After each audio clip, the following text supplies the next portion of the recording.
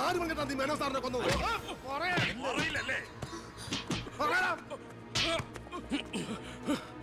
ഇവരിൽ ആര് പറഞ്ഞിട്ടാടാ നീ ഇവിടെ കയറി വിളിച്ചത്?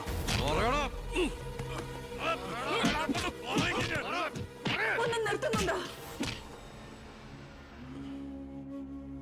അമ്മേ, എന്താ എന്താ ഇവിടെ? അമ്മേ, ഇവന് അച്ഛനെ, എന്നിട്ട് ഈ വീട്ടിൽ തന്നെ. വേണ്ട, നീ നിന്റെ പോലീസും ചേർന്ന് എന്നെ ബോധ്യപ്പെടുത്താനാണ് ഈ വേഷം കെട്ടെങ്കിൽ അത് വേണ്ട. നിനക്ക് എന്ന് തുടങ്ങിയടാ നിന്റെ അച്ഛനോട് ഇത്ര സ്നേഹം? ദയവ് ചെയ്ത് ഇവിടുന്ന് ഇറങ്ങി പോകുന്നുണ്ടോ? ഇല്ല, ഇവനെ കൊണ്ട് സത്യം പറയിപ്പിച്ചിട്ട് ഞാൻ പോവൂ. ഈ ലോകത്ത് എന്റെ അമ്മയെ മാത്രം എനിക്ക് ബോധിപ്പിക്കണം, ഞാനല്ല എന്റെ അച്ഛനെ കൊന്നതെന്ന്. പറയടാ, ആരടാ നിന്റെയൊക്കെ പിന്നില്? ആരടാ നിന്റെയൊക്കെ പിന്നില്? പറയാൻ ആരടാ എന്റെ അച്ഛനെ കൊന്ന്? ഇവരെ തല്ലിക്കൊന്നാലും പറയില്ലടാ. എനിക്കറിയാം ആരാണെന്ന്. ഇനി എനിക്ക് പിടിച്ചു നിൽക്കാനാവില്ല. ഞാൻ പറയാം. നീ ഇതുവരെ എഴുന്നേറ്റില്ലായിരുന്നു? ഇന്നലെ ശകലം ലേറ്റായി. ശരി, ഞാൻ കുറെ നേരം കാത്തിരുന്നായിരുന്നു. എന്താ രാവിലെ? എനിക്കൊന്ന് അമ്പലത്തിൽ പോണം. അമ്പലത്തിലേക്കോ? അതെ, 20 കൊല്ലങ്ങൾക്ക് ശേഷം. പിന്നെ ഞാൻ ഇന്നലെ നമ്മുടെ ഉണ്ണിയുടെ അടുത്ത് പോയിരുന്നു. പരസ്പരം എല്ലാ വിഷമങ്ങളും പറഞ്ഞു തീർത്തു. അവൻ വെറും പാവാ മോനെ, ശുദ്ധപാവം. ഇപ്പം എൻ്റെ മനസ്സ് മുഴുവൻ കുറ്റബോധ. നമുക്കെന്താടാ ഭ്രാന്തായിരുന്നു? ആവശ്യമില്ലാത്തതൊക്കെ ചിന്തിച്ച് ഒടുവിൽ നമ്മുടെ ഉണ്ണിയെ ഓർക്കുമ്പോൾ തന്നെ സഹിക്കാൻ വയ്യ. ഞാൻ ഇതുവരെ ഉണ്ടാക്കിയ കോടികളുടെ കള്ളപ്പണം മുഴുവൻ സർക്കാരിന് തിരിച്ചേൽപ്പിക്കാൻ പോവാ. എന്താ നീ എന്താ ഒന്നും മിണ്ടാത്ത? ഞാൻ എന്നും അച്ഛനെ അനുസരിച്ചിട്ടല്ലേ ഉള്ളൂ. അച്ഛൻ എന്തു പറയുന്നോ ഞാൻ അതുപോലെ ചെയ്യാം. ഇതുപോലെ തങ്കപ്പെട്ട മരുമക്കളെയും മോനെയും കിട്ടിയതാ എന്റെ സമ്പാദ്യം. എല്ലാം നല്ലതിനാണെന്ന് ഓർത്ത് സന്തോഷിക്കാം അല്ലേ? പവി, അമ്പലത്തിൽ പോയതിന് ശേഷം ഞാൻ ആ വഴി തന്നെ തിരുവനന്തപുരത്തേക്ക് പോകും. അവിടെ ഒരു പത്രസമ്മേളനം അറേഞ്ച് ചെയ്തിട്ടുണ്ട്. ജനങ്ങളുടെ മുമ്പിൽ ഞാൻ എന്ന അഴിമതിക്കാരൻ്റെ കുറ്റസമ്മതം. എനിക്കിപ്പോൾ വേണ്ടത് മനസമാധാനമാണ്. മനസമാധാനം മാത്രം.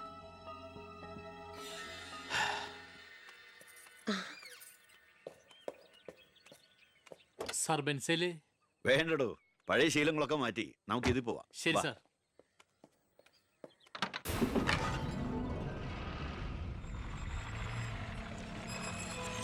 White ambassador KL188888 X minister Balagangadhara Menon.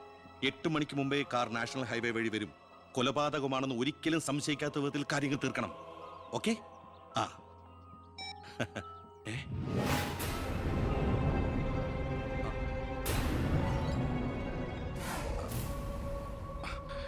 നീ ഇവിടെ നിപ്പുണ്ടായിരുന്നോ? അല്ല മോളെ, നിന്റെ അച്ഛൻ പറഞ്ഞ കേട്ടില്ലേ, മനസമാധാനമാണ് വലുതെന്ന്. നിന്റെ അച്ഛന് മനസമാധാനം വന്നപ്പോ എനിക്കത് നഷ്ടപ്പെട്ടു. വർഷങ്ങൾ കൊണ്ട് ഞാൻ നേടിയത് മുഴുവൻ ഒറ്റ നിമിഷം കൊണ്ട് ഇല്ലാതാക്കണമെന്ന് പറഞ്ഞിട്ട് പോയത് കേട്ടില്ലേ? അയാൾക്കിപ്പോ ഭ്രാന്താ. മോനോട് ഒത്തുകൂടിയ എന്റെ ഭ്രാന്ത്. നീ ഒന്നും അറിഞ്ഞിട്ടില്ല. പൊയ്ക്കോ പൊയ്ക്കോ.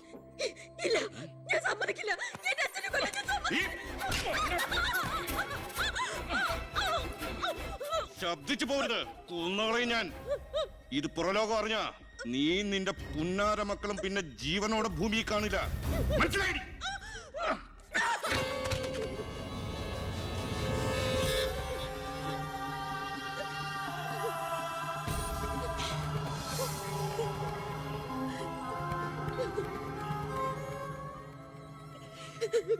അയാള് ദുഷ്ടന, പണത്തിന് വേണ്ടി എന്തും ചെയ്യാൻ മടിയില്ലാത്തവൻ. ഞാനിത് പറഞ്ഞാൽ എന്നെ കുട്ടികളെ അയാള് കൊല്ലും. പറഞ്ഞില്ലെങ്കിൽ ഈ ജന്മം എന്റെ അച്ഛന്റെ ആത്മാവിനോട് പൊറുക്കില്ലടാ.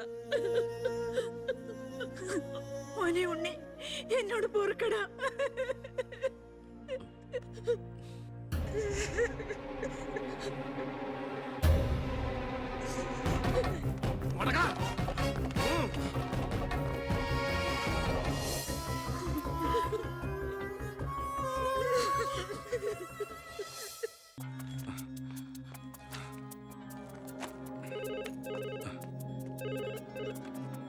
ഹലോ, സിംഗപ്പൂർ ഫ്ലൈറ്റിന് ഓക്കെ അല്ലേ? ഹ, അടുത്ത ഫ്ലൈറ്റിൽ തന്നെ വേണം. ആ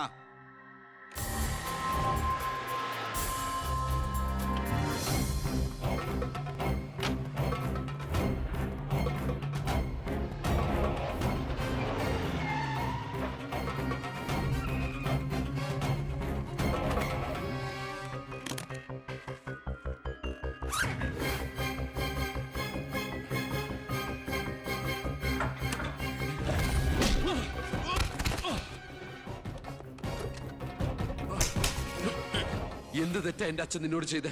എന്തിനാ എന്റെ അച്ഛനെ നീ ഞാനെന്ത് ചെയ്തെന്നാ? നീ ഒന്നും ചെയ്തില്ലല്ലേ?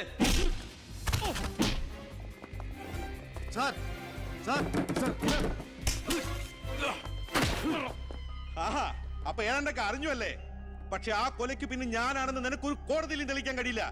അത്രയ്ക്ക് പ്ലാൻഡ് ആയിരുന്നടാ മാത്. ഇനി നീയാണ് എനിക്ക് പ്രശ്നമെങ്കിൽ കൊല്ലും ഞാൻ. എന്നിട്ട് കാശെറിഞ്ഞൊരു ബിനാമിയെ കൊലയാളിയാക്കി നിയമത്തിന് മുമ്പിൽ ഇട്ടുകൊടുക്കും. വെറുതെ എന്റെ യാത്ര മുടക്കരുത്.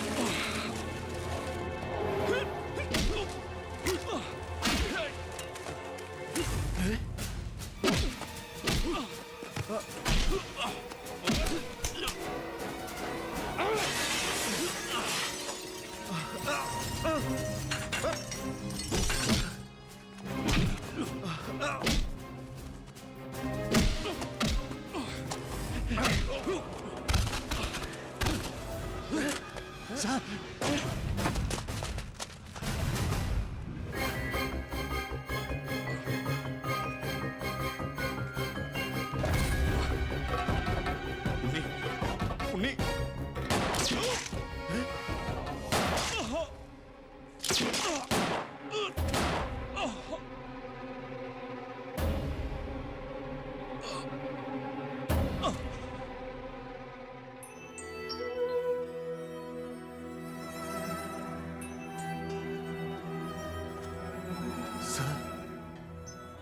ഞാനിത് ചെയ്തില്ലെങ്കിൽ അച്ഛൻ്റെ ആത്മാവിന് ശാന്തി കിട്ടില്ല.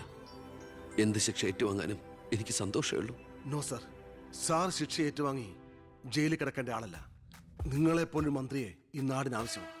ജനങ്ങൾ അത്രമാത്രം പ്രതീക്ഷ സാറിന് അർപ്പിച്ചിരിക്കുന്നത്. ഒരുപാട് നന്മകൾക്ക് വേണ്ടി ഇത് നമുക്ക് മറക്കാം സാർ. അതെ സാർ.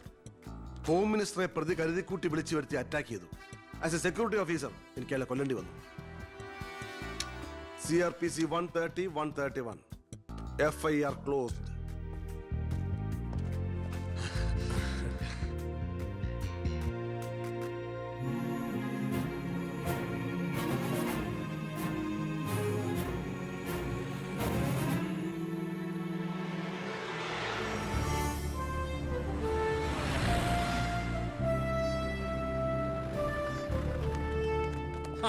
കൃഷ്ണകുമാർ നന്നാവുന്നുണ്ടോ? തന്റെ ഭരണതന്ത്രങ്ങളും പരിഷ്കാരങ്ങളും വിചാരിച്ചില്ല ഇത്രയും. ഞാൻ ഭരിച്ചിരുന്ന മന്ത്രിസഭയില് തന്നെ പോലൊരു ചങ്കുറപ്പുള്ള മന്ത്രി ഉണ്ടായിരുന്നെങ്കിൽ ഞാൻ കാണിച്ചു കൊടുത്തേനെ ഈ കേരളം റിയൽ ഗാഡ്സ് ഓൺ കൺട്രിയാണെന്ന്. പക്ഷെ ഇവിടെ ഡെവിൾസ് ഓൺ പീപ്പിൾ ആണ് സാർ കൂടുതൽ. ഒക്കെ ശരിയാവും, ശരിയാക്കണം. കുറച്ചു സമയവും ഒരുപാട് കാര്യങ്ങളും മെനക്കെടുത്തുന്നില്ല. നടക്കട്ടെ.